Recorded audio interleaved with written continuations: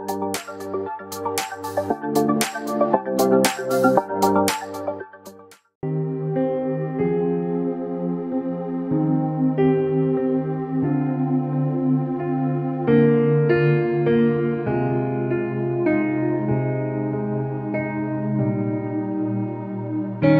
चांगल्या गोष्टी तू करत आहे आणि आज सकाळी आराधनेमध्ये आम्ही सगळ्यांनी एन्जॉय केला. आमेन. बरेच लोक म्हणजे किती गोंधळ करतात, परंतु येशू ख्रिस्त ज्यावेळेस त्याने यरुशलेमेमध्ये प्रवेश केला आणि त्यावेळेस लोक इतके ओरडत होते.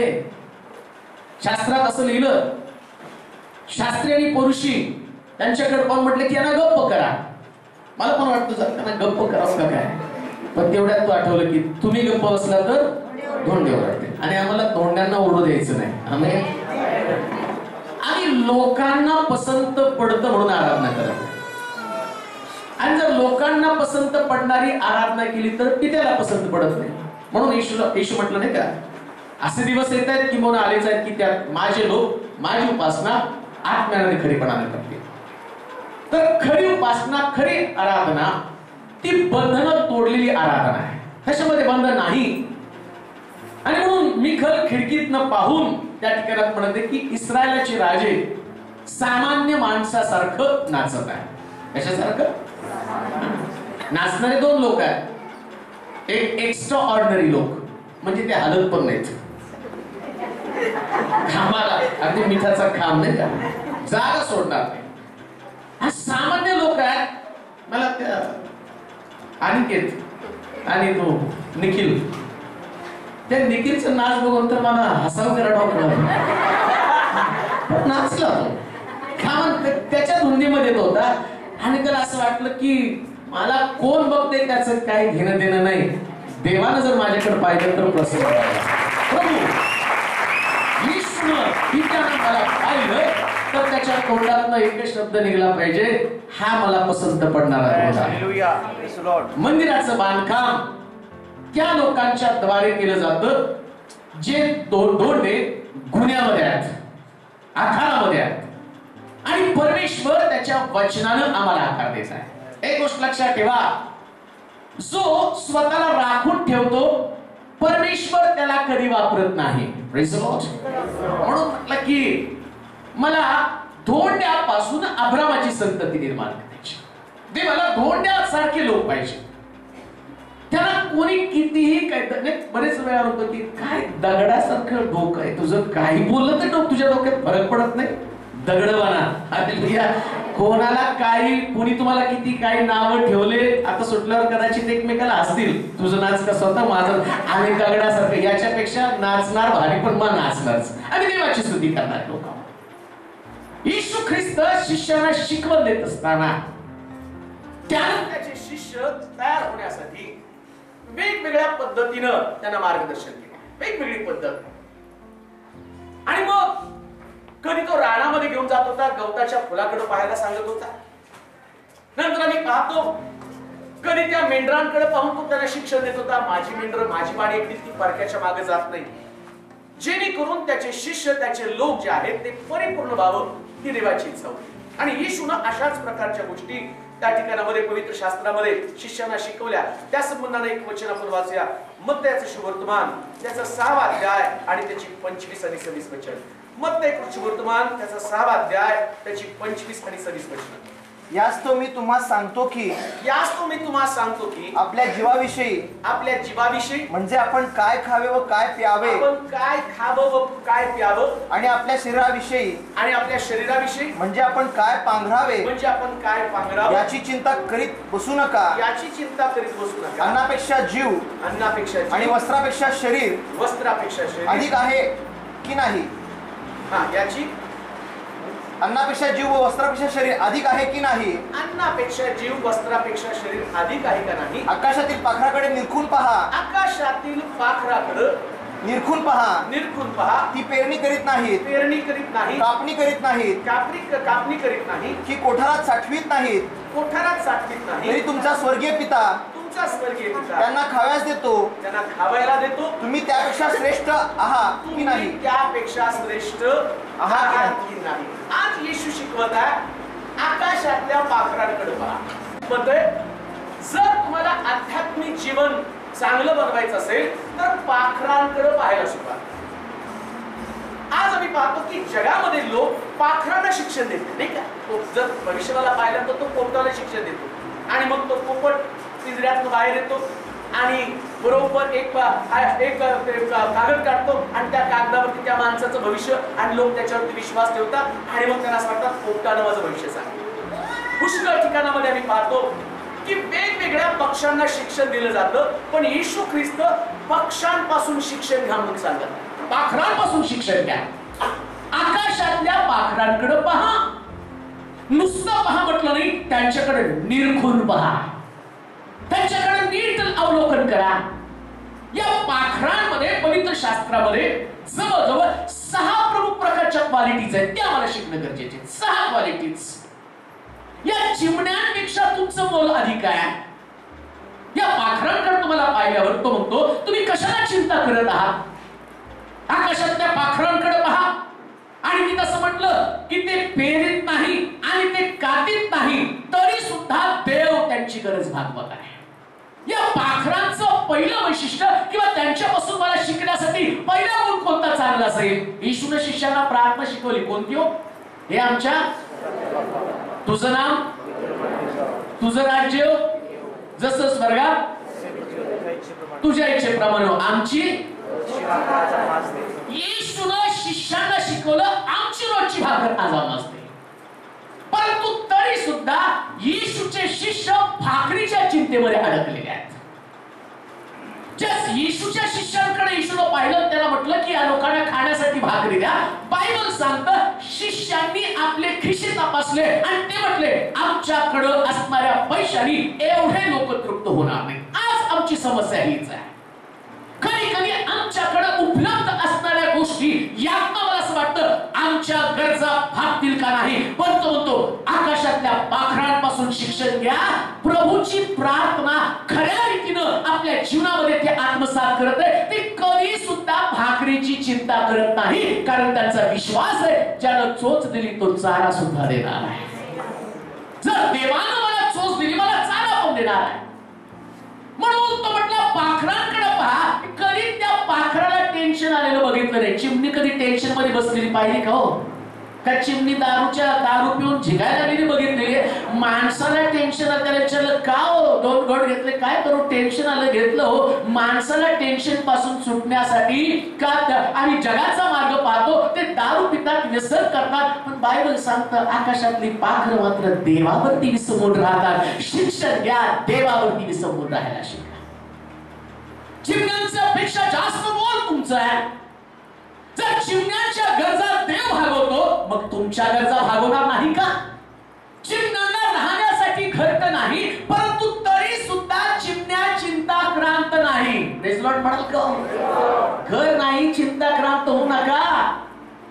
मी तिथं आल्यावर त्या कावळ्याला सारखा हुसकतो. का माहिती का? तो कावळा आला ना, कुठं कुठं तारा आहे त्या तारा तोडून येतो कावळा. तो त्या ह्याच्यावर बसला, कपड्यावर दोरी घातली, त्या दोरीवरच आणि तो तंगूस आहे, तो तंगूस काढतो आणि घेऊन जातो. आणि मला मोठा प्रश्न पडला, हा घेऊन जातो कुठं? त्याला ठाऊक आहे माझ्याकडे घरट नाही, पण देवानं त्याला बुद्धी दिली. एक एक तंगूस काढून, एक एक तार काढून तो आपलं घरट बनवायला सुरुवात करतो. आणि तो इतका निश्चिंत असतो त्याच्या घरामध्ये, तो चिंता करत नाही, तो काळजी करत नाही. मग तो काय करतो? बायबल सांगतं न पेरता न कापता तो सुसाईड करत नाही. हो,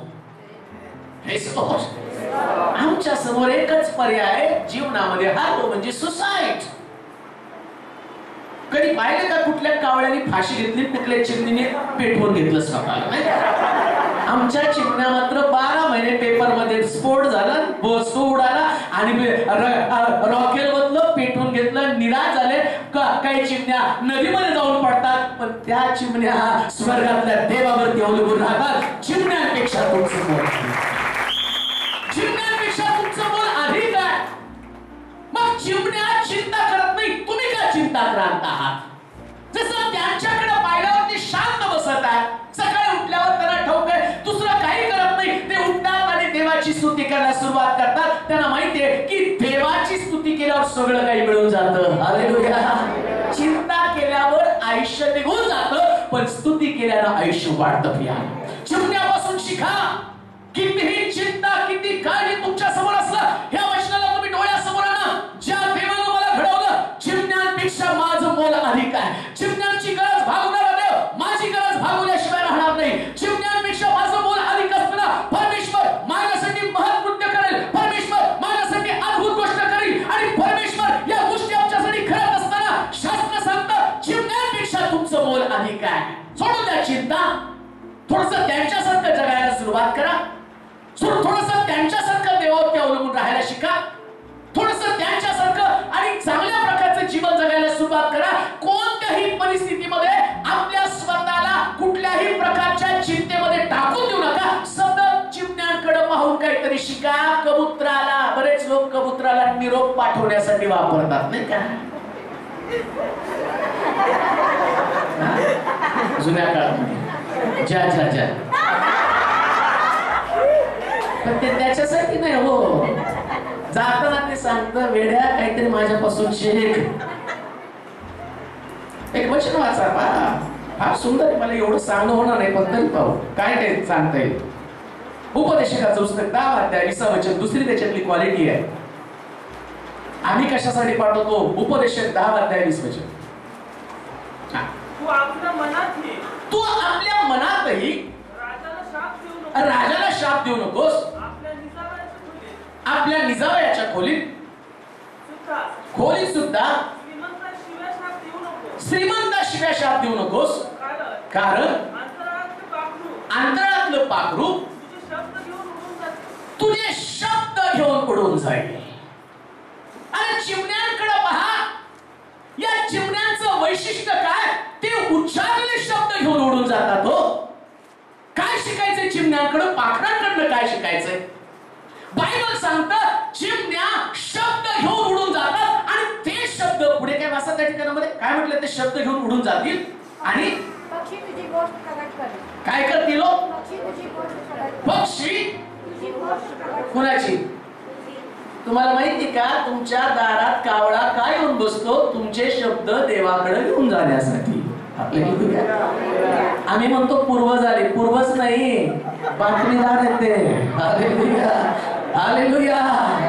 कावळा शिवत नाही. मेल्यावर कावळा वाट बघत असतो. एक तरी याच्याबद्दल तुम्ही अपशब्द बोला. मी बोलताना बरेच लोक बोलताना म्हणतात कसला हट्टी माणूस आहे, जाताना मग त्रास दिला, आता मेल्यावर पण सुटायला तयार नाही, अजून पण शिवायला तयार नाही.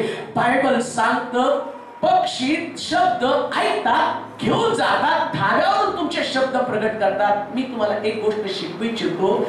पक्षी शब्दाला किंमत देतात. आम्ही तर देवासाठी निवडलेले लोक आहोत. जर पक्षी शब्द घेऊन जाऊन आणि धाब्यावरून प्रगट करतात, जे शब्द कदाचित शिलाशापाचे शब्द असतील, असे शब्द ज्या शब्दाच्या द्वारे राजाची निंदा, राजाविषयीचे अपशब्द, धर्माविषयीचे अपशब्द पक्षी जाऊन प्रगट करतात.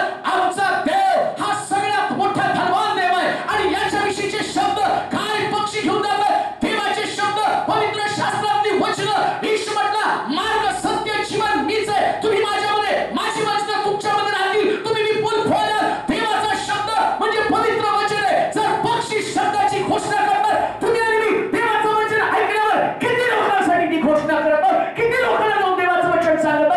पक्षी सुद्धा देवाचं वचन ऐकून शब्द घोषित करत आहे. आता तुमची आणि माझी वेळ आहे. आम्ही त्या पक्षांपासून शिकावं. ऐकलेलं वचन जाऊन कुठंतरी घोषित करूया आपल्या. नुसतं वचन ऐकणं आमच्यासाठी महत्वाचं नाही. नुसतं वचन ग्रहण करणं किंवा वचनाकडे कान देणं महत्वाचं नाही. वचनाची घोषणा करणं सुद्धा महत्वाचं आहे. पवित्र शास्त्र सांगतं पक्षी शब्द घोषित करत आहे. आकाशातल्या पाखरांकडे पहा. ज्ञानी व्यक्ती आहे.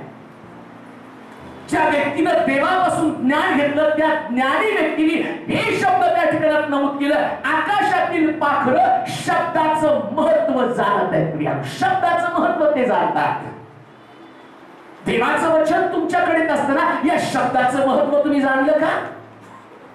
इतकं मौल्यवान वचन तुमच्याकडे असताना हे शब्द तुम्ही पाखरांप्रमाणे उडून जाऊन कुठेतरी घोषित करत आहात का? कुठेतरी जाऊन सांगत आहात का?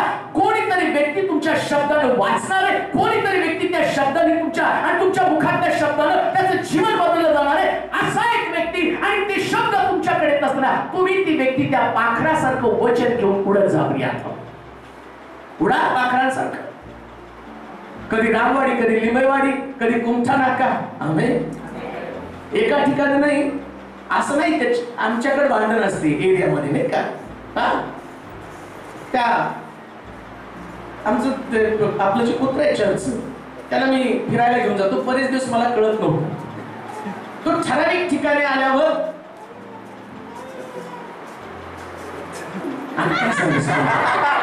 आणि सगळं विशिष्ट ठिकाणी, मग मी म्हटलं हे असं काय याचं नेमकं. मग ते डिस्कवरीला पाहिलं की ते मार्किंग करतात माझ्या हद्दीमध्ये कोणी यायचं नाही.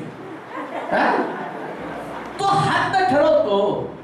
आणि म्हणून पवित्र शास्त्र सांगितलं कुत्र्याला स्वर्गाच्या राज्यात, का तो हद्द ठरवतो. पाखरांचं मनानं पाखरांना हद्द नाही. आकाशामध्ये स्वच्छपणे ते विहार करतात. त्यांचं लक्ष एकच आहे, आज मी इथे आहे तर मी दुसरीकडे जाऊन सुवार्ता गाजवी. तुमची सुवार्ता तुम्ही मर्यादित ठेवू नका. पाखरांप्रमाणे महाराष्ट्र नव्हे, भारत देश नव्हे, जगाच्या कानाकोपऱ्यात तुम्हाला सुवार्ता घेऊन जायचंय. आणि सुवार्ता घेऊन जात असताना कोणत्याही परिस्थितीमध्ये स्वतःला सॅच्युरेट करू नका. असं म्हणू नका माझा उपयोग माझ्या मंडळीसाठीच व्हावा. आम्ही म्हणाले का म्हणू नका की नाही पास्टरने फक्त याच मंडळीला चालवावं. आम्ही म्हणा एक दिवस आणखी कुठं तरी घेऊन जाईल. आम्ही म्हणा मर्यादित ठेवू नका. परवा मी बोलतो विषयाला म्हटलं आहे तोवर संधी साधून घ्या. म्हटलं आम्ही तुम्हाला सोडणारच नाही. मी म्हटलं असाच आलिशा म्हटलं, त्याच्या डोळ्यात कधी गेला मी तुम्हाला सोडणार नाही, मरणानं नाही मी तुम्हाला आणि तुमच्याकडेच लक्ष ठेवलं आणि सगळं केलं. म्हटलं तसं म्हणण्याच्या ऐवजी असं म्हणा आपल्याकडे असणाऱ्या आत्म्याचा दुप्पट वाटा मला द्या आणि ते फायदेशीर आहे. सांगण्याचं तात्पर्य आकाशातली पाखरं देवाचं वचन घेऊन जात आहे. तुम्हाला आणि मला देवाचं वचन घेऊन जात आलं पाहिजे. वचन घेऊन जा. पाखरं शिकवत आहे वचन घेऊन जाण्याविषयी, पाखरं शिकवत आहे स्वार्थ घेऊन जाण्याविषयी, पाखरं शिकवत आहे एका ठिकाणात दुसऱ्या ठिकाणात जाण्याविषयी. आणि पाखरांचं मनानं काय म्हटलं, काय करत आहे ते वाचूया ते वचन पुन्हा. आपल्या मनातही कुठल्या गोष्टी ओळखतात पाखरं? बोला की पाखरं कुठल्या गोष्टी ओळखतात? आमच्या कानात ओरडलं तरी आम्हाला कळत नाही. पाखरं मात्र मनातल्या गोष्टी सुद्धा जाणून घेतात. Praise Lord, hallelujah. देवाचं वचन तुमच्या कानावरती पडलं ते समजावून घ्या. पाखरं मनातल्या गोष्टी ओळखत आहेत. आपल्या निजावयाच्या खोलीत सुद्धा श्रीमंत शिव्याशाप देऊ नकोस. अंतरातलं पाखरू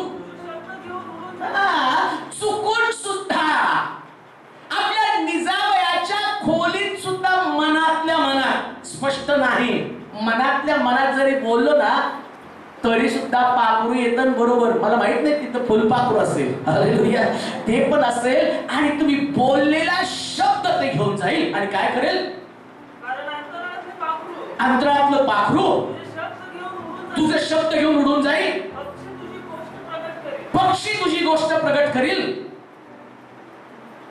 पक्षी तुझी गोष्ट प्रगट करेल. पक्षी कोणत्याच गोष्टी लपून ठेवत नाही.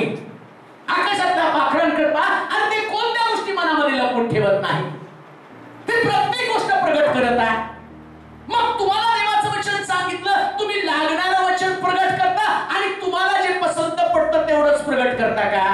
आमच्याकडे सगळं वेगळं असतं नाही का? दारू पिणारा व्यक्ती आहे म्हणतो दारू पिणं पाप आहे. आम्ही सांगतो दारू पिणं पाप आहे कारण घरात दारू पिणाऱ्या व्यक्तीचा गोंधळ आम्हाला सहन होत नाही. दारू पिणं जितकं पाप आहे संसाराची चिंता करणं तितकंच मोठं पाप आहे. हालेलुया. एक वचन झाकायचं दारू पिणं पाप आहे आणि दुसरं वचन संसाराच्या चिंता करणं पाप आहे. संसाराच्या चिंता आणि म्हणतो दारूबाज लोकांना स्वर्गाच्या राज्यात प्रवेश नाही आणि येशू म्हणतो संसाराच्या चिंता करणाऱ्याला पण स्वर्गाच्या राज्यामध्ये प्रवेश नाही. मग कोणत्या गोष्टी तुम्ही झाकत आहात? पाखरू मात्र कोणत्या गोष्टी झाकत नाही, सगळी वचन स्वीकारतात. होय देवाच्या लोकांनो, देवाच्या वचनामध्ये कुठला भेद करू नका. प्रत्येक वचन आमच्यासाठीच आहे. प्रत्येक वचनानं आमचं आत्मिक जीवन घडलं पाहिजे. प्रत्येक वचनानं आमचं परिवर्तन घडलंच पाहिजे. प्रत्येक वचन आमच्या डोळ्यामध्ये अंजन घालण्यासाठी पाखरं उघडपणाने देवाचं वचन स्वीकारतात. उघडपणे देवाचं वचन स्वीकारा आणि उघडपणे गाजवा. मर्यादित करू नका. आकाशातल्या पाखरांकडे पहा, ते शब्द घेऊन उडून जातात. शब्द घेतले आता उडा. शब्द घेऊन बसू नका. शब्द घेऊन मर्यादित राहू नका. देवाचं वचन स्वीकारलं, आता पाखरांसारखं उडावं. असं म्हटलं पाहिजे, शिलोची पाखरं सगळीकडे दिसायला लागली. हालेलुया. काय बोललं पाहिजे, लोकांनी तुमच्या नेम धरून बसलं पाहिजे, चिमणीला शूट करतो म्हणून. हालेलुया. आणखी असं खूप सांगण्यासारखं त्याच्यामध्ये असं म्हटलं की पारधासाठी, या पाखरासाठी पाश मानला जातो. चिमण्यानो, एवढी सेवा करा, एवढी सेवा करा की सगळ्या पाखरांनी तुमच्याविषयी पाश मांडला पाहिजे, त्यांना तुमच्या जाळ्यामध्ये ओढण्यासाठी. पण ही पाखरं इतकी हुशार आहे, दुसऱ्याच्या जाळ्यात कधीच अडकणार नाही. उलट ती येताना बाकीच्या चिमण्या घेऊन येतील. Hallelujah, hallelujah, hallelujah. बायबल सांगतं की आमचा देव आम्हाला शिकवत आहे, आकाशातल्या चिमण्यांकडे पहा, पाखरांकडे पहा. ते चिंता करत नाही, ते कुठल्या प्रकारची काळजी करत नाही, ते कधी दुःखी नसतात, कधी निराश नसतात, आणि कोणत्याच चिमण्या कधी भांडताना दिसत नाही. दिसतात का? दिसतात का? कधीतरी भांडतात. आता काय काय लोकांनी चिमण्या भांडताना बघितल्या, बरोबर मला आठवलं. थोडं फार होतो, थोडं फार होत, थोडंफार चिमण्यानी भांडावं, पण एवढं भांडू नये. आकाशातल्या पाखरांकडे पहा, चिमण्यांकडे पहा, ते शब्द घेऊन उडत आहेत. तुम्ही शब्द घेऊन उडणारे लोक बना, देवाच्या वचनाची घोषणा करणारे लोक बना. त्यानंतर आणखीन एक वचन वाचू. या चिमण्यांसंबंधानं, या पक्षांसंबंधानं काय म्हटलेले, स्तोत्र 104 आणि त्याचं 12 वचन. स्तोत्र 104:12 फार सुंदर वचन आहे. ते शब्द घेऊन उडतात, ते चिंता करत नाही. त्यांच्यापासून आम्ही शिकायचं, कोणत्याही परिस्थितीमध्ये चिंता न करता देवावर अवलंबून राहावं. त्यांच्याजवळ आकाशातील पक्षी बस्ती करतात, वृक्षांच्या फांद्यावरून गातात. कुणाजवळ ते पक्षी बस्ती करतात माहिती का? तिथं असलेलं वन पशूच्या शेजारी ते बस्ती करतात. कुठं? म्हणजे बागाच्या बाजूला ते चिमण्या थांबतात. समजा आमच्या बाजूला वाघ बांधला, मला नाही वाटत कोण गाईल का? कोण गाणार? ईशू रक्त जय, ईशू रक्त जय, रक्तम जयम, रक्तम जयम, रक्तम जयम. तुमचा दारू पिणारा मुलगा, तुमचा दारू पिणारा नवरा तुमच्या घरामध्ये आहे, तुमच्या शरीरामध्ये रोग आजार आहे, आजाराचं श्वापद तुमच्या शरीरात तुमच्या बाजूला बांधलेलं आहे, तुमचं बीपी भरपूर वाढलेलं आहे, तुमची शुगर खूप वाढलेली आहे. आता अश्विनीने सांगितल्याप्रमाणे ताप शरीरामध्ये भरपूर आहे, आणि त्यावेळेस सांगितलं जातं हे श्वापद बाजूला आहे. त्यावेळेस आमच्या मनामध्ये येतं की आज चर्चला न जाता घरीच बसून प्रार्थना केलेली बरी आहे. पण बायबल सांगतं चिमण्या फांदीवरती बसून देवाची स्तुती करू लागतात. हालेलुया. ते किती अडचणी समस्या असले, श्वापद बाजूला असलं तरी सुद्धा त्यांनी परमेश्वराची स्तुती करणं इतरांना बंद केलेलं नाही. त्यांना कोणताही पशु त्यांच्या आराधनेपासून त्यांना वंचित करू शकत नाही, आराधना करण्यापासून त्यांना आणि कुठल्या प्रकारे रागू शकत नाही, अडखळ करू शकत नाही. त्यांना माहिती आहे देवानं आम्हाला घडवलं, आणि म्हणूनच देव त्यांच्या गरजा भागवतो. का कुठली चिमणी उपासणाऱ्याने मेली नाही, कोणता कावळा भुगबळीने मेला नाही. आमची माणसं पटापट मरतात, पण कावळे चिमणे मात्र मरत नाही. ते बिनधास्त सगळीकडे फिरत असतात, आणि त्यांना खायला भरपूर मिळतं. का? त्यांना माहिती देवाला कसं संतुष्ट करायचं. बाजूला श्वापद बांधलेले, पण श्वापदाची काळजी करत नाही. तिथं असं म्हटलं वनपशूच्या बाजूला ते घर करून राहतात, आणि वनपशूकडे ते पाहून म्हणतात ज्या देवानं आम्हाला घडवलं त्याच्या मी स्तुती करतो. का? कारण तो देव आमचा सच्चा चरवा आहे, तो आमचा खरा मेंढपाळ आहे, तो आमचा खरा गरजा भागवणार आहे, तो आम्हाला अन्नाचा पुरवठा करणार आहे, तो आमच्या झोशीमध्ये चारा घालणारा देव आहे. आणि म्हणून चिमण्या देवाची स्तुती करतात, पाखरं देवाची स्तुती करतात. कारण मी वाचत असताना थोडस हसत होतो. 4 वाजता दुपारी थोडस पडाव म्हटलं नाही, कावळ्या सारखं ओरडतो. तो पण डिओल आवाजामध्ये, लेडीज अँड जेंट्स. मलाही माहित होतं आमच्याने सांगितलं, अरे बघ म्हटले तो मेल फिमेल. म्हटलं तो काय ऑर्केस्ट्रा आहे का असं दोन गायला वेगवेगळ्या. आणि एक दिवशी खरंच जाऊन पाहिलं तर तो एकदा लेडीज आवाजात ओरडायचा, एकदा जेंट्स आवाजामध्ये.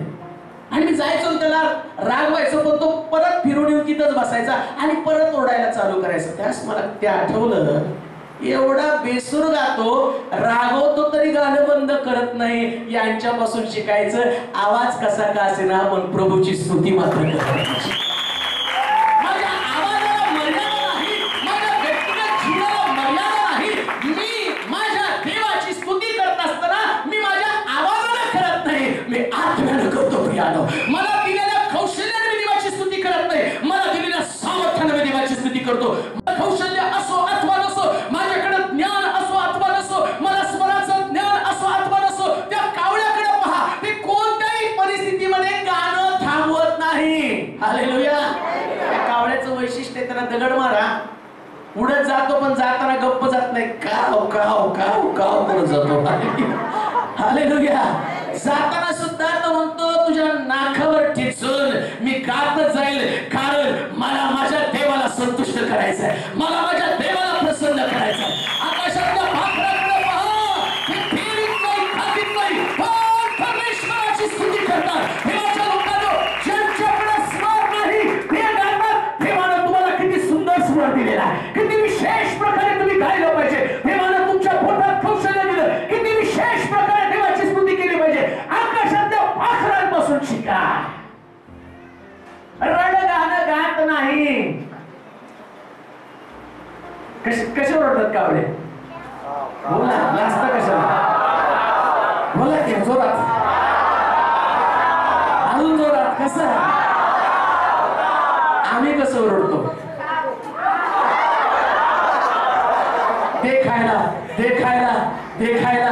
प्रभू हे कमी पडलं, प्रभू राहायला घर कमी पडलं, प्रभू कपडे कमी पडले, प्रभू लेकराचे ऍडमिशनचे पैसे कमी पडले. कावळे म्हणतात नाही. आणि काव काव देवाची स्तुती असो, जो काव काव करतो देव त्याच्या गरजा भागवतो. देवाच्या लोकांनो, परमेश्वराची स्तुती करत असताना, देवाचा धन्यवाद करत असताना कधी सुद्धा निर्माण करताना विसरू नका. तुमच्या डोक्यातले शब्द एकच असू द्या, परमेश्वराची स्तुती. सर्व परिस्थितीमध्ये परमेश्वराची स्तुती आहे. बाईबलमध्ये असं लिहिलं आहे, कांदो नाही का, नोहा तारवामध्ये गेला, पाणी सुकलं का म्हणून त्याने कावळ्याला पाठवलं, कावळा परत आला. दुसऱ्यांदा पाठवलं, कावळा आलाच नाही, तो प्रेतावरती बसला. आणि तेव्हापासून प्रत्येकाने उपदेश केला की कावळा हा सगळ्यात अशुद्ध प्राणी आहे. मी पण केला, कारण तो सडक्या प्रेतांवर बसला. पण तरी सुद्धा जस एलिया झाडाखाली बसला, त्यास परमेश्वरानं दुसऱ्या कुठल्याच व्यक्तीची आठवण केली नाही, कुठल्या पशुची आठवण केली नाही, पक्षाची आठवण केली नाही. त्यानं आठवण केली कावळ्याची. का कावळ्याची आठवण केली? त्याचं मांसावर जास्त प्रेम होतं, पण मांसापेक्षा देवाच्या आज्ञेवर जास्त प्रेम होतं. प्रिया, त्याला माहितीये देवाला दाखवून द्यायचं होतं की ज्यास मी एखादी गोष्ट ठरवतो, त्या व्यक्तीमधली दुर्बलता काढण्याची ताकद माझ्यामध्ये, ज्यास मी एखाद्या व्यक्तीला माझ्या हातामध्ये घेतो, त्या व्यक्तीला घडवण्याचं काम मी करत आहे. म्हणून कावळ्याच्या तोंडामध्ये मांसाचा तुकडा घेऊन आला. कावळा रडत आला नव्हता की प्रभू असं कशाला मला केलं, तुला तर माहितीये मी किती मांसावर प्रेम करतो आणि माझ्या तोंडाला पाणी सुद्धा मांस पाहिल्यावर. तुला माहित नाही का मी तारवातनं बाहेर पडलो, त्यास मी आणि परत तारवामध्ये गेलो नाही, मग तू कशाला माझ्यावरती विश्वास टाकतो? मी वाटेत खाणार नाही का? देवाला माहिती होतं हा व्यक्ती माझी आज्ञा पालन करेल. देवाच्या लोकांनो, देवाची आज्ञा पालन करणारा व्यक्ती हा कधी उपाशी राहत नाही. तो देवाच्या लोकांपासून आणि मोठे आशीर्वाद वाहण्याचं काम करत आहे. कावळ्याला देवाला निवडण्याचं कारण काय? कारण तो प्रतिकूल परिस्थितीमध्ये देवाची आज्ञा पालन करतो. जेव्हा सगळीकडे दुष्काळ होता, कदाचित त्या कावळ्याला सुद्धा मांस आणि भाकरीचा तुकडा मिळत नसेल, परंतु तरी सुद्धा देवाच्या आज्ञेच्या खातर त्यानं भाकर आणि मांसाचा तुकडा घेऊन एलियाकडे तो गेला. एलियाला ते दिलं आणि एलियाकडे देत असताना फांदीवरती बसून म्हणत होता, खाव खाव तुम खाव खाव, खाव खाव तुम खाव खाय. होय देवाच्या लोकांनो, तुम्हाला मिळालं नाही तरी लोकांना म्हणा तुम खाव खाव, हम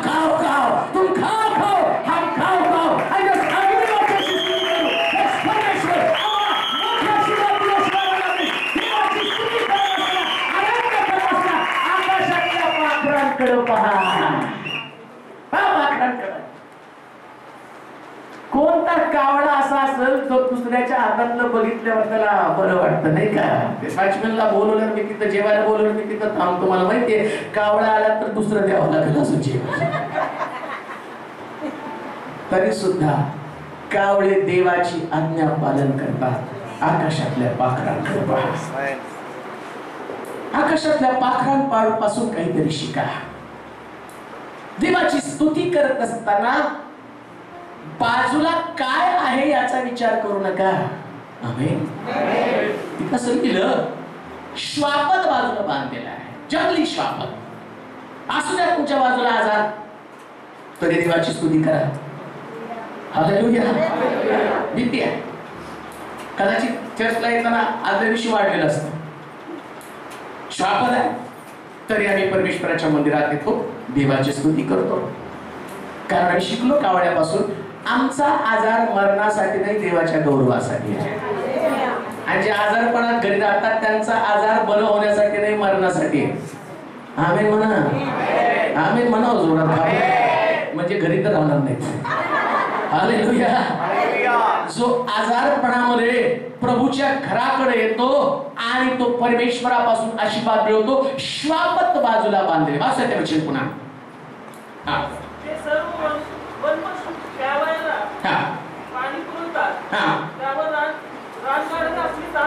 रानगाडे आपले तहान भागवतात, त्यांच्या जवळ आकाशातील पक्षी वस्ती करतात, वृक्षांच्या फांद्यांवरून गातात. ते म्हटलं रान पशूच्या बाजूला वस्ती करतात. कुठे करतात तो? आम्ही तो शांतीचा असू दे, प्रभू प्रॉब्लेम कुठला? सकाळी उठला प्रभू समस्या नको आहे, आता उठलं बीपी त्रास शुगर सगळं येशूच्या नावात निघून जाऊ दे. आणि तेवढ्यात येतं बीपी शुगर. आणि बीपी शुगर वाढल्याबरोबर पहिला शब्द सगळ्याला सोडून माझ्याच माग काय? त्यांचं कमी होतं, माझं कसं वाटतं? रान पशु तुझ्या बाजूला आहे, कारण तुला देवाची स्तुती करायची म्हणून तुला निवडलंय. देवाची स्तुती, देवाचं गौरव, देवाचं धन्यवाद करण्यासाठी. कधी कधी एखादा प्रॉब्लेम, एखादी समस्या सगळ्यांकडे ठीकठाक असतं, पण तुमच्याकडे सिंहासारखी मोठी समस्या आहे. तुमचा प्रश्न सगळ्यांपेक्षा मोठा आहे. तुमची अडचण जगातल्या लोकांपेक्षा भयानक आहे.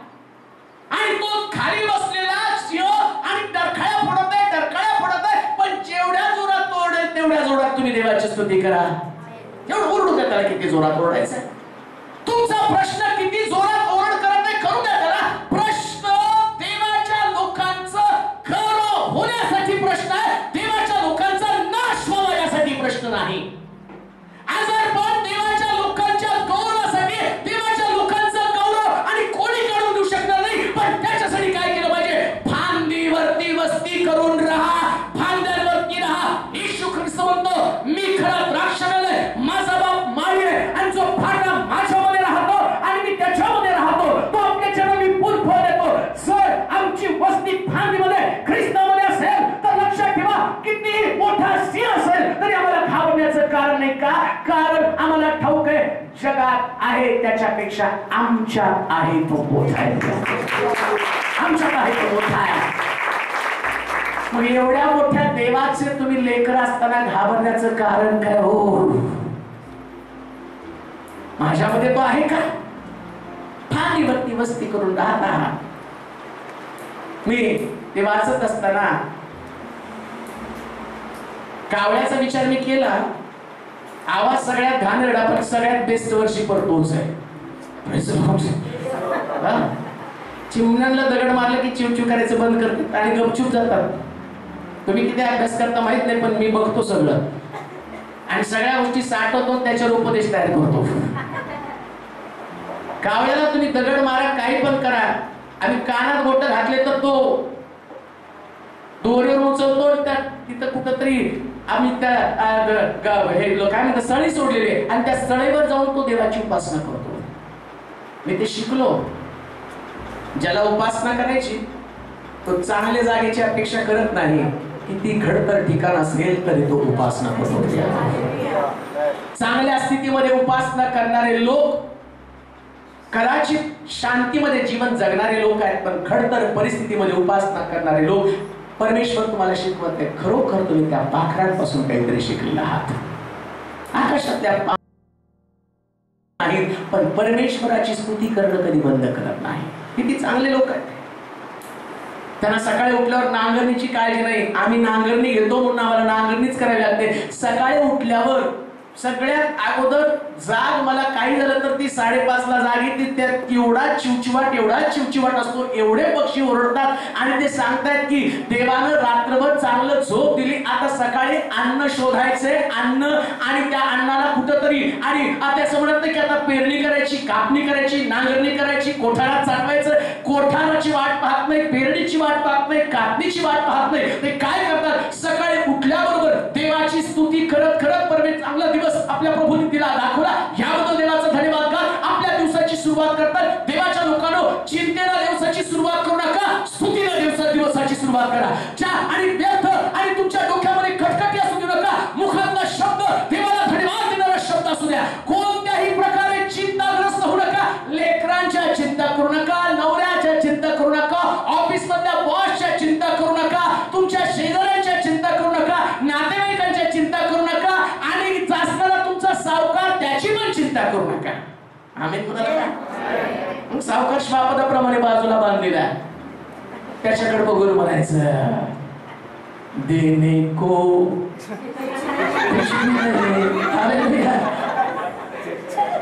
आणि मग पुढं करू मग आराधना गपचूप तोंड घेऊन जाईल. देने को कुछ नाही, पण जे आहे ते फक्त प्रभूला देतो. ज्या देवानं तुम्हाला घडवलं तो देव अद्भुत देव आहे. पाखराने ओळखला, पाखर ओळखला. आकाशातले पाखर भांगीवरती बसून, वनपशूच्या बाजूला बसून परमेश्वराचा धन्यवाद देतात. कोणताही दोष निर्माण करण्याला देत नाही. हो, कावळ्यानं कधीच म्हटलं नाही मला काळ का केलं, का तो असं पण म्हटलं नाही त्या चिमणीकडे पाहून तुला किती सुंदर केलं, मला किती सुंदर. त्याला माहिती आहे मी तुझ्यापेक्षा सुंदर आहे, कारण मला पण कावळी नाही. काय त्याला त्या चिमणी बरोबर नाही लग्न करायचं, त्याला कावळीने बरोबरच लग्न करायचं. तो स्वतःच्या सौंदर्याकडे पाहून प्रभूला एकच म्हणतो, एवढं छान तुम्हाला बनवलं. कधी म्हणत नाही प्रभू असला आवाज का दिला. तो म्हणतो जसा आवाज आहे त्याच्यामध्ये देवाचं गौरव करा, जसं आहे तसं प्रभूचं गौरव करा. ज्या घरामध्ये तुम्ही आहात त्या घरामध्ये प्रभूचं गौरव करा. जसं तुमचा परिवार आहे त्या परिवारामध्ये तुम्ही देवाचं गौरव करा. ज्या स्थितीमध्ये तुम्ही आहात त्या स्थितीमध्ये तुम्ही देवाचं गौरव करा. ज्या आजारामध्ये तुम्ही आहात त्या आजारामध्ये देवाचं गौरव करा. ज्या दुर्बलतेमध्ये तुम्ही आहात त्या दुर्बलतेमध्ये देवाचं गौरव करा. एक्स्ट्रा ऑर्डिनरी गोष्ट प्रभूकडनं मागू नका. देव तुम्हाला त्या स्थितीमध्ये कशासाठी ठेवतो, यासाठी की जेणेकरून त्या स्थितीमध्ये तुम्ही कशा पद्धतीने देवाला धन्यवाद देत आहात. कधी चिमण्या म्हणत नाही प्रभू आम्हाला दुर्बल तू काय केलं, अशा प्रकारचं जीवन काय दिलं की आमच्या पाठीमागं 6-12 महिने ससाना लागलेला आहे, 12 महिने कोणतरी खार आमच्या पाठीमागं लागलेली आहे. त्या चिमण्याला माहितीये त्यांचे शत्रू कितीतरी मोठे, ते त्यांच्या डोक्यावरती खिडक्या घालत आहे, त्यांच्या पाठीस ते लागत आहे, पण जाताना सुद्धा तो ससाना ती खार त्यांच्या पाठीवर लागलेली असताना सुद्धा परमेश्वराचं गौरव करणं ते सोडत नाही. रोजच्या दिवसामध्ये परमेश्वराची स्तुती करत आहे. चिमण्यांपासून पाखरांपासून शिका. किती शत्रू पाठीमागे लागला तरी सुद्धा परमेश्वराचं धन्यवाद करणं आमच्या मुखात कधी थांबणार नाही. आम्ही स्तुती करणार, आम्ही देवाचं गौरव करणार, अनेकच करणार, अनेकच करणार, अनेकच करणार. यामुळे किती मोठा प्रश्न तुमच्या पाठीमागे लागत आहे, किती मोठी समस्या तुमच्या पाठीमागे येत आहे, तुमच्या डोक्यावरती खार असेल, घाबरू नका. खालीला खारीपेक्षा मोठा देव तुमच्या डोक्यावरती, त्याचा हात तुमच्यावरती आहे आणि तो देव त्या हातामध्ये घेऊन तुम्हाला अशा पद्धतीने यांचा देव सामर्थ्यशाली. पाखरांकडे पहा, ते कुठल्या प्रकारची भीती बाळगत नाही. दिवस उजडल्यावर चिमण्यांना भीती आहे. त्यांना माहिती की माझा शत्रू माझ्यावरती दबा धरून बसलेला आहे, कोणतरी मला पकडणार आहे. म्हणूनच ती चिमणी काय करते, वाचूया स्तोत्र 84 त्याचं 1 ते 4 वचन, फार सुंदर वचन आहे. कसं तिने तिच्या भीतीपासून सुटका मिळवलेली. स्तोत्र 84 1 ते 4.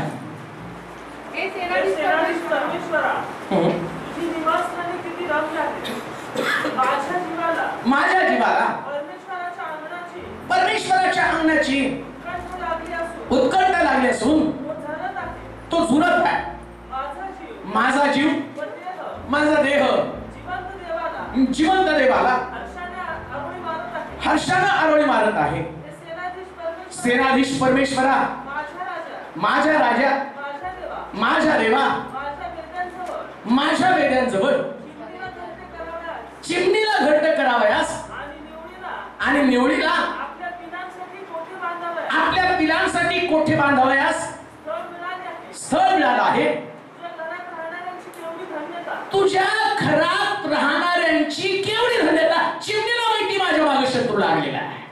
आमच्याकडे पण शत्रू आहे. आजारपण आहे, आर्थिक प्रश्न आहे, व्यसनाचे प्रश्न आहे, भविष्याची चिंता, नोकरीमधलं अपयश आहे, जीवनामधलं अपयश आहे, कितीतरी अपयशाच्या गोष्टी आमच्या बाजूला आहेत. परंतु अशा परिस्थितीमध्ये जागा कुठे आहे, कुठे आम्ही धन्य करत आहोत. चिमणीपासून शिका.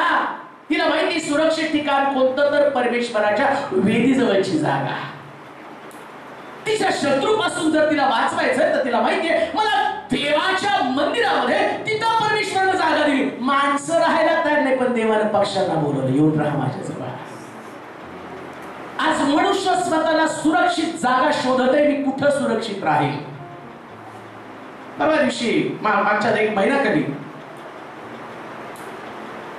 विशाल त्या एका चावी बनवणाऱ्याला घेऊन आला आणि त्याला विचारलं त्या चावी बनवणाऱ्याने, तू काय करतो रे? कारण त्याने 3-4 वेळा चावी हरवल्यान बनवल्या.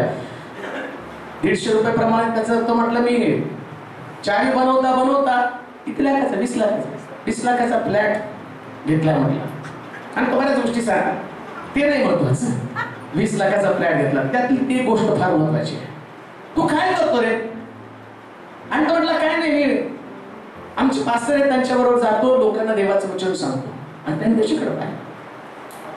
एवढ्या तरुणपणात तू हा मार्ग कशाला धरलास रे? नाही म्हटलं हा मार्ग खूप चांगला आहे, शांतीचा मार्ग आहे. मग तो म्हटलं तू धन्य आहेस, एवढ्या तरुण वयामध्ये हा मार्ग धरला. माझा एक मित्र आहे म्हटला, आणि तो मित्र एका मुलीवर प्रेम करत होता. खूप प्रेम केलं, खूप तिच्यासाठी वस्तू घेतल्या, सगळं काही तिला दिलं. आणि एक दिवशी त्या मुलीनं दुसऱ्या आणखी एका मुलाला प्रेमामध्ये अडकवलं आणि माझ्यावर पण प्रेम करत होती, त्याच्यावर प्रेम करत होती. आणि त्याने ते पाहिलं, खूप निराश झाला. आणि मग त्याला असं वाटलं नेमकं काय करावं. आणि मग तो मित्र, तो म्हटलं माझा मित्र थिएटर मध्ये गेला आशिकी 2, आणि तो पिक्चर लागला आणि त्या पिक्चरला दारू पिऊन जाऊन बसला, कारण प्रेमामध्ये हरलेला आहे. त्याला असं वाटलं की आता तिथे गेल्यावर माझं दुःख हलकं होईल. पण तिथं जे शब्द त्याच्या कानावरती पडत होते, फसवणूक फसवणूक, धोका धोका धोका. आज शेवटी माहित नाही नेमकं काय झालं, पण त्याच्यात तो हिरो काहीतरी गोळी घालून घेतो आणि तो मेला.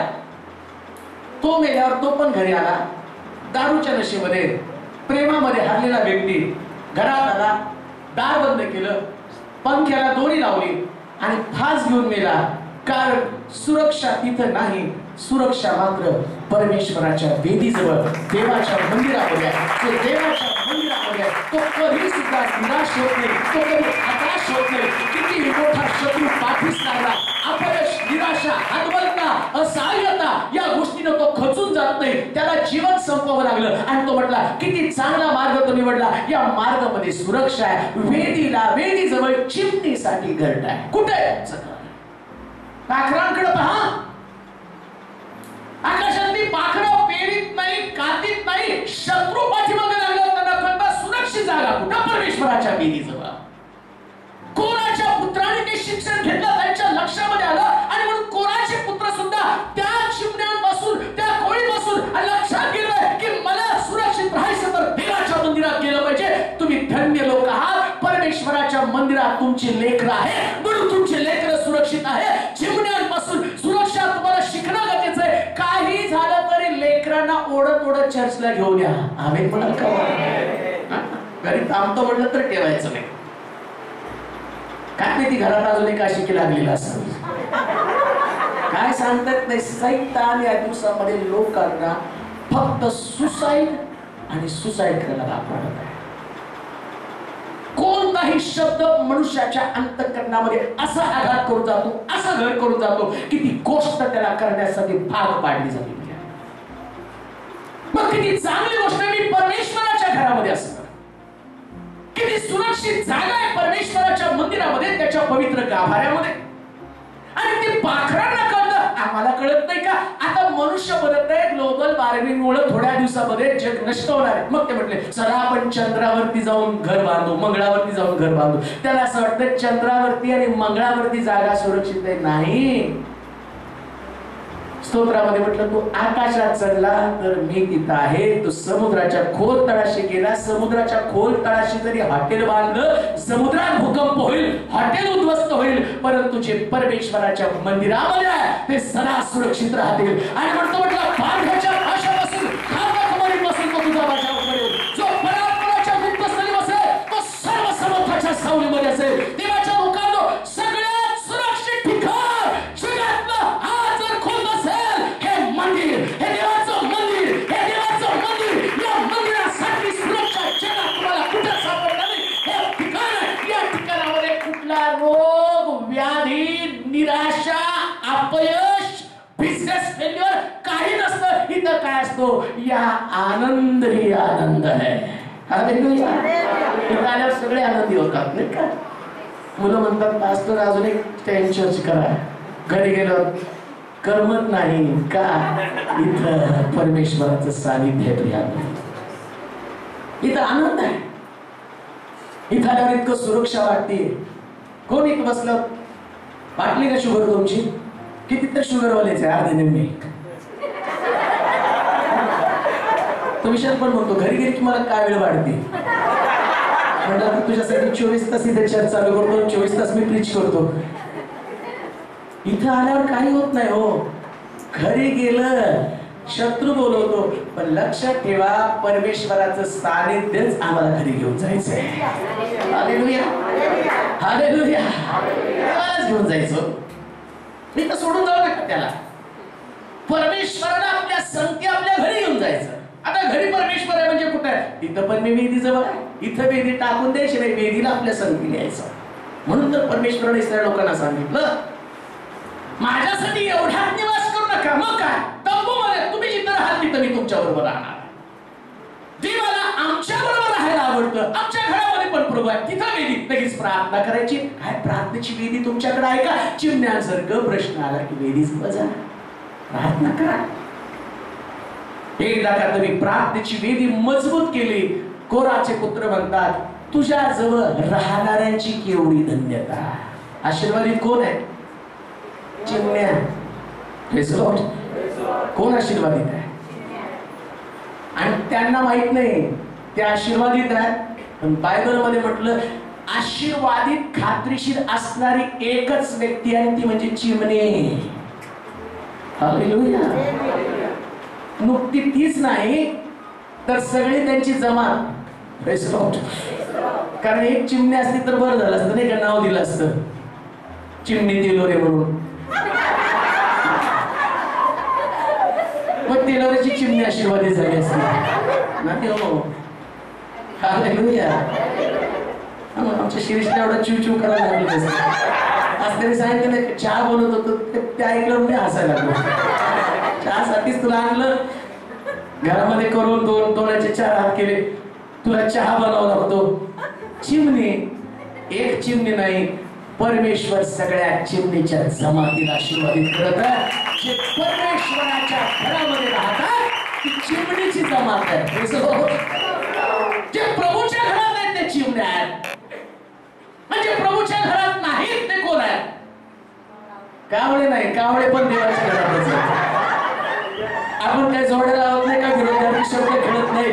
पाखरं परमेश्वराच्या घरात राहतात. मग कोण आहे तिथं? असं म्हटलं मगाशी वाचून दाखवलं. श्वापद हिंस्र पशु जो बाजूला बांधलेला आहे. चिमण्या मात्र झाडावरती बसून स्तुती करत आहे, आराधना करत आहे, धन्यवाद देत आहे, गौरव करत आहे.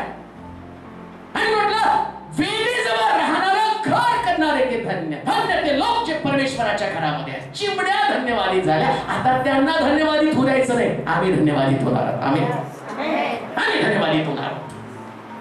चिमण्यासारखं प्रभूच्या घरामध्ये धन्यवादित म्हणजे आशीर्वादित. आणि आशीर्वादाची व्याख्या म्हणजे अनंतकालचं जीवन. आशीर्वाद म्हणजे आनंद. आशीर्वाद म्हणजे शांती, आशीर्वाद म्हणजे घर, आशीर्वाद म्हणजे पती ज्यांचं लग्न नाही झालं त्यांना, हा पत्नी पण, ते नुसते चिमण्याला कावड्यांना काय नाही का, चांगली पत्नी, चांगलं घर, चांगली नोकरी, शाळेमध्ये चांगले पर्सेंटेज, पण केव्हा परमेश्वराच्या घरात याल तेव्हा सगळं चांगलं असणार. कधीच नाही हो. देवाच्या घरात येणारा व्यक्ती, परमेश्वराच्या सानिध्यातला व्यक्ती असं म्हणू शकत नाही प्रभूनं माझं काही चांगलं केलं नाही. नाही हो, परमेश्वराच्या घरात नाही म्हणून ते शब्द माझं चांगलं झालं नाही. आशीर्वाद का नाही? परमेश्वराच्या घरामध्ये नाही. म्हणून तुझ्या सानिध्यात राहणाऱ्यांची केवढी धन्यता. वाचू ते वचन, फार सुंदर आहे. चिमण्यांपासून किती सुंदर शिकण्यासारखं आहे. हे सेनाधीश परमेश्वरा, माझ्या राजा, माझ्या देवा, तुझ्या वेल्यांजवळ चिमणीला घट्ट करायला, निवडीला. निवडी काय करते हो? चिमणी स्वतः घट्ट बांधते, निवडी काय करते? निवळी चिमणी सारखं तुम्हाला घट्ट बांधायचं आणि निवळी सारखी पिलं देवाच्या घरात आणायची. आम्ही म्हणाल का? जोरात आम्ही म्हणावं. तुमची लेकरं परमेश्वराच्या घरात असली पाहिजे. शिका त्यांच्यापासून. आम्ही कधी कधी म्हणतो नाही हो, त्याला देवाची आवडच नाही. चिमणी का निवळीस नाही, मी येतो पण त्यांना थोडस अडचण येते आणि त्याला घरी ठेवलं, तिला घरी ठेवलं. फटके मारून घेऊन या देवाच्या सानिध्यामध्ये. Praise lord, praise lord. जर आशीर्वादित व्हायचं, आशीर्वाद तुमच्या खिशात घेऊन जाणार नाही, घरी गेल्यावर असं देता येणार नाही. घ्या आशीर्वाद. नाही हो, होते जुन्या करणार. दाढी नाचायचा, नाचता नाचता आशीर्वाद झाल्यावर लेकरांना आशीर्वाद द्यायचं. देवाने बघितलं ही दाढीची लेकरं फार आडदाण झालेली आहे आणि परमेश्वरानं बघितलं बापच येतो, मुलगा येत नाही, आईच येते, मुलगी येत नाही. देवानं म्हटलं आता तसं नाही. चिमण्या आणि त्या निळव्या स्वतःची लेकरं त्यांच्यासाठी तिथं घर बांधतात, त्या घरामध्ये लेकरांना सुरक्षित ठेवतात, वेलीजवळ सुरक्षित ठेवतात. धन्य तुम्ही माता आणि पिता, तुमची लेकरं जर परमेश्वराच्या मंदिरात आहात तर बायबलमध्ये सांगितल्याप्रमाणे यू आर ब्लेस्ड पीपल. मग तुम्ही आशीर्वादित लेकर आहात, आशीर्वादित लोक आहात. तुमची लेकरं देवाच्या मंदिरात, परमेश्वराच्या सानिध्यात, त्याच्या समक्षतेमध्ये याच्यासारखा चांगला आशीर्वाद दुसरा कोणताच नाही. शास्त्रात दिल्याप्रमाणे परमेश्वराची लेकरं त्याच्या घरामध्ये आहेत. निळीपासून शिक्षण घ्या, लेकरं परमेश्वराच्या घरामध्ये. शेवटची गोष्ट वाचूया. मत्तयाचं सुवर्तमान 13वा अध्याय 4थं वचन. मत्तयाचं सुवर्तमान 13वा अध्याय 4थं वचन. मत्तय 13च्या. आणि तो पेरीत असता काही बी वाटेवर पडलं, पाखरांनी येऊन ते खाऊन टाकले. पाखरांनी येऊन ते खाऊन टाकले. काय शिकायचं पाखरांकडनं? बी पडलं की खाला. हालेलुया. पाखरं वाट बघत नाही, आता बी पडलं ती चिमणी म्हणते का नाही कावळा उपाशी त्याने येऊन खाऊ द्या. नाही, आज ते टिटवीचा हक्क आहे, ठीक आहे. आमच्यावर पण बी पडतं, पण आम्ही म्हणतो हे त्याच्यासाठी, हे याच्यासाठी, हे त्यांनी खाल्लं पाहिजे, हे यांनी खाल्लं पाहिजे. नाही हो, वचन माझ्यासाठी आहे, मला ते ग्रहण करायचंय, मला ते आशीर्वादित व्हायचंय. माझ्यासाठी देवाचं वचन आहे आणि देवाचं वचन उघडं पडू देऊ नका. हालेलुया. वचन माझ्यासाठी आहे, मला बदल करायचा, मला परिवर्तन करायचं. कोणतं सुद्धा वचन वाया जाऊ देऊ नका. पडलं की खायचं. हो हालेलुया. पडलं की खायचं. ती पक्षी जे ते एका घरात कधीच येत नाही. असे का तुमच्या ओळखीची चिमणी दररोज तुमच्याकडे येते? नाही. कधी कधी म्हणतो आमची चिमणी इकडे कशी काय? आमच्या चिमण्यांनो कधी कधी दुसऱ्यांची सभा चालली तिकडं पण जावं. हालेलुया. वचन कुठं मिळेल तिथं जा आणि खा. कुठं मिळेल तिथं खा. वचन मिळालं की पळत राहा, पण याचा अर्थ कसलंही खाऊ नका. हालेलुया. नाही तर मग चिमडून बाप्तिस्मा, बुडून बाप्तिस्मा, पवित्र आत्मा नाही, पवित्र आत्मा आहे आणि अमक तत्व तमक तत्व नाही. चांगलं सकस अन्न खायला सुरुवात करा. चिमणी पाठीवरती पडलेलं बी खाते. देवाचं वचन हे बी प्रमाण आहे. तिथं लिहिलं देवाचं वचन बी प्रमाण आहे. मग वचन पडत नसताना तुम्ही घरामध्ये आहात का? चिमणी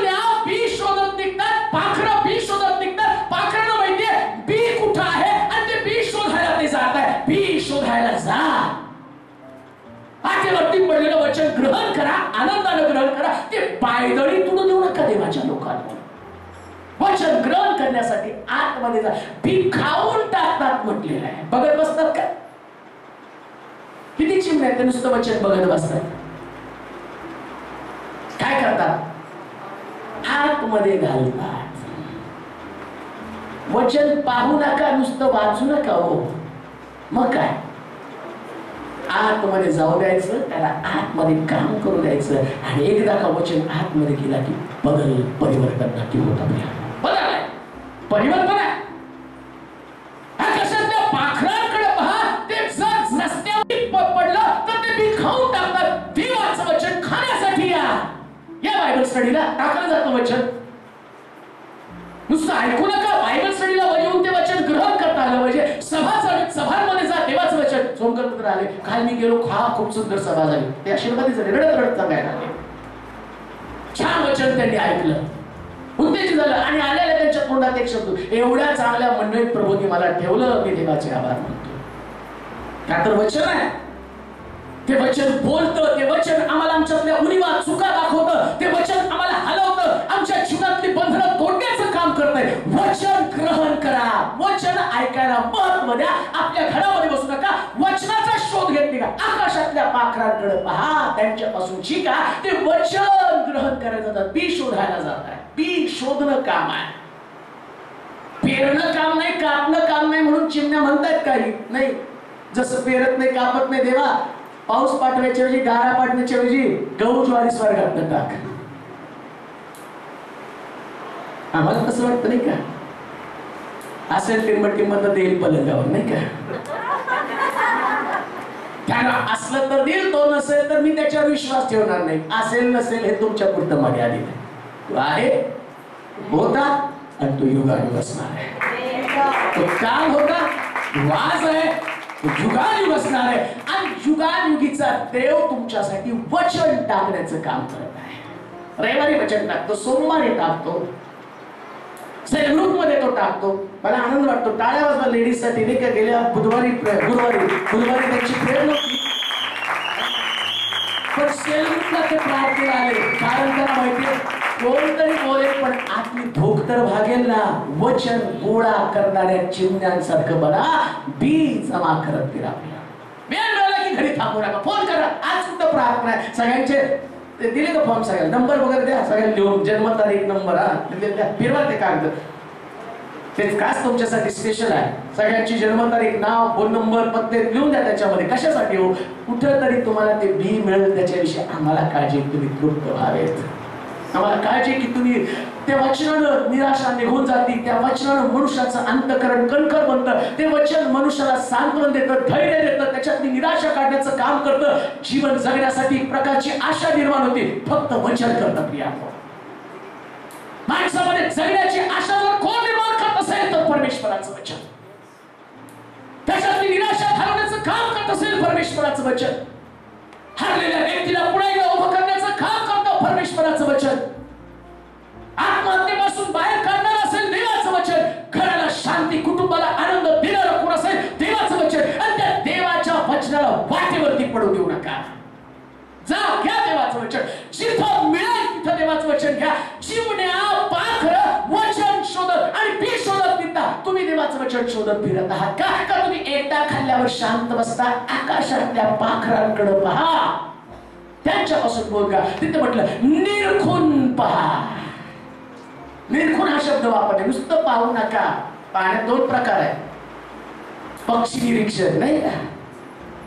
काही लोक नुसते पक्षी पाहतात आणि कलर सांगतात. हा पक्षी इकडचा आहे, तो तिकडचा. आपल्याकडे कुठला पक्षी? दानच काय? माडोक. माडोक पक्षी. किती आले किती गेले नाही हो. किती आले किती गेले याच्यापेक्षा किती निखाललं महत्वाचं आहे. किती पक्षी काय खात आहे त्याला महत्वाचं आहे. देवाचं वचन पक्ष्यांसारखं ग्रहण करा, शोधा. जिथं मिळेल तिथं शोधा. त्याच्यासाठी वेळ काढा. जो देवाच्या वचनाला वेळ देतो परमेश्वर सगळा वेळ त्याला देतो. जो व्यक्ती देवाच्या वचनाला वेळ देत नाही, देव त्याला कधीच वेळ देत नाही. दुसऱ्या भाषेमध्ये असं म्हणेल, देव त्याच्या वेळेला उपयोगी पडत. परमेश्वरा माझ्यावर फार वाईट वेळ आहे. बरं झालं. जो व्यक्ती देवाच्या वचनाला वेळ देतो त्याच्या जीवनात कितीही वाईट वेळ आली, वचनाच्या द्वारे ती वेळ परत तुमच्यासाठी चांगली होती. परत चांगली होती. परत एकदा तुमचं पुनरुज्जीवन होतं. पुन्हा एकदा तुमची पुनर्बांधणी होती. पुन्हा एकदा तुम्हाला बरकत, आरोग्य, शांती, समाधान, सुटका, सर्व प्रकारची विपुलता तुम्हाला प्राप्त होती. का? कारण वचनाला महत्व आहे. वचनाला वेळ द्या. आकाशातल्या पाखरांकडे पहा, त्या चिमण्या आणि रस्त्यावर पडलेलं मी खातात का मी? शेवटची गोष्ट वाचू, लास्ट एकच मुद्दा म्हणजे ते कंप्लीट होऊन जाईल. उत्पत्तीचं पुस्तक 7 अध्याय 14 वचन. उत्पत्ती 7:14. आणि प्रत्येक जातीचे वर पशु, प्रत्येक जातीचे ग्राम पशु, प्रत्येक जातीचे वर पशु, प्रत्येक जातीचे ग्राम पशु, प्रत्येक जातीचे रांगणारे आणि प्रत्येक जातीचे उडणारे प्राणी आणि सर्व जातीचे पक्षी, सर्व जातीचे पक्षी. बरेच लोक म्हणत होते की उडतात कोण? पक्षी, प्राणी उडतात का? आणि बरेच लोक म्हणतात डायनोसॉर उडत होते, पण बायबलमध्ये लिहिलंय उडणारे प्राणी. डायनोसॉर प्राणी का पक्षी आहे? प्राणी. पण तो प्राणी पवित्र शास्त्रात लिहिला, उडणारा डायनोसॉर अस्तित्वात होता आणि उडणारे प्राणी सुद्धा तारवामध्ये आले. आता ते सांगायला बसलं तर वेळ जाईल. मुख्य भाग तो सर्व जातीचे पक्षी, सर्व जातीचे पक्षी कोण गेले? तारवामध्ये पक्षी गेले. आणि माणसं आकाशातल्या पाखरांकडे पहा, पक्षी तारवात जातात हो, पण माणसं मात्र तारवात जायला तयार नाही. पक्षी वेदीजवळ राहतात, मनुष्य वेदीपासून दूर आहे. पक्षी आणि बी खातात, पण मनुष्याला बीचं महत्व नाही. पक्षी देवाची स्तुती करतात, पण मनुष्य देवाची स्तुती करू शकत नाही. पक्षी देवाचा धन्यवाद गातात, पण मनुष्य देवाचा धन्यवाद गाऊ शकत नाही. बायबल सांगतं पक्षी तारवात गेले, पक्ष्यांनी स्वार्थेवर विश्वास ठेवला. किती अवघड गोष्ट आहे. 2 चिमण्या पकडायची तर त्या माणसाला कितीतरी मेहनत घ्यावी लागते, नाही का? मला शिरीषला सवय होत्या, मी बंगला सांभाळायला होतो, पण नाही बुलबुल पकडायचो. ते बंगला होता, त्या बंगल्यामध्ये काय करायचो, एक घमेल, त्या घमेलीला काडी लावायचो आणि त्याच्या खाली दाणे टाकायचो. बुलबुल लाल पक्षी आम्हाला खूप आवडायचा. मग ते आम्ही बसताना पण चादर बिदर घेऊन बसायचो, त्याने आम्हाला ओळखू नये म्हणून. लांब लांब मग दाणे टाकलं तर त्याला ते ओढायचो, पण ते पण उडून जायचे पक्षी. म्हणजे पक्ष्यांना त्या झापाखाली आणणं कठीण आहे, पण नोहाने सांगितलेल्या सुवार्तेवर पक्ष्यांनी विश्वास ठेवला, ते तारवामध्ये आले. किती कठीण भयानक गोष्ट आहे. पक्षी स्वार्थेवर विश्वास ठेवतात, पण मनुष्य स्वार्थेवर विश्वास ठेवत नाही. पक्ष्यांनी आपलं ठिकाण सोडून तारवामध्ये आले. एक दिवस पक्षी चर्चमध्ये येतील, पण विश्वासणारे चर्चमध्ये असतील का नाही या गोष्टीविषयी शाश्वती नाही प्रभूला. म्हणून म्हटलं, मी आल्यावर मला विश्वासणारे, विश्वास ठेवणारे पृथ्वी तलावरती आढळतील का? येशू ख्रिस्त अतिशय शोकानं खेदानं म्हटला, मनुष्य मात्र मध्ये मला विश्वास आढळेल का? पक्षाचा विश्वास. 40 दिवस 40 रात्र पाऊस पडणार, या स्वार्थावर कोणी विश्वास ठेवला नाही. पण आकाशातली पाखरं नोहा कुठंतरी वचन सांगत असताना पाखरांनी ऐकलं, महाप्रलय येणार आहे, जोड्या जोड्याने या म्हटल्यावर पाखरं तारवात जाऊन बसली. तारवाला दार खिडक्या होते. नोहानं काय तिथं आणल्या दार बंद केलं नाही, ते बाहेर सुद्धा पडले नाही. जोपर्यंत पाऊस संपत नाही आणि जगाचा न्याय जात नाही तोपर्यंत पक्षी तारवात राहिले. जोपर्यंत येशू येत नाही तोपर्यंत तारवात राहिलं पाहिजे. बायबल सांगतं त्या ठिकाणामध्ये देवानं मानवाची आठवण केली, त्यानं तारवाचं दार उघडलं, खिडकीचं दार उघडलं आणि मग पक्षी बाहेर आले. जोपर्यंत आणि देव येऊन त्या पक्षांची सुटका करत नाही तोपर्यंत पक्षी तारवाच्या बाहेर गेले नाही. देवाच्या लोकांनो, पक्षापासून शिका. येशू ख्रिस्त लवकर ढगावरती बसून येणार आहे, पण तोपर्यंत मला तारवामध्ये राहायचं, तोपर्यंत मला तारवाच्या बाहेर जायचं नाही, तोपर्यंत परमेश्वराच्या सानिध्यात त्याच्या मंदिरामध्ये आम्हाला टिकून राहायचं. पक्षापासून टिकून आणि टिकून राहण्याची एक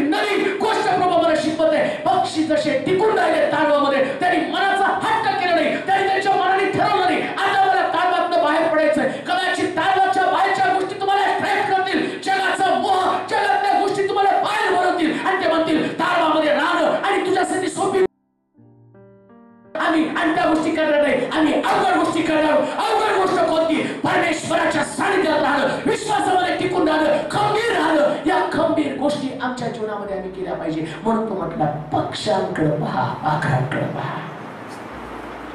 आकाशातली पाखरं प्रभू दार उघडत नाही तोपर्यंत ते बाहेर गेले नाही.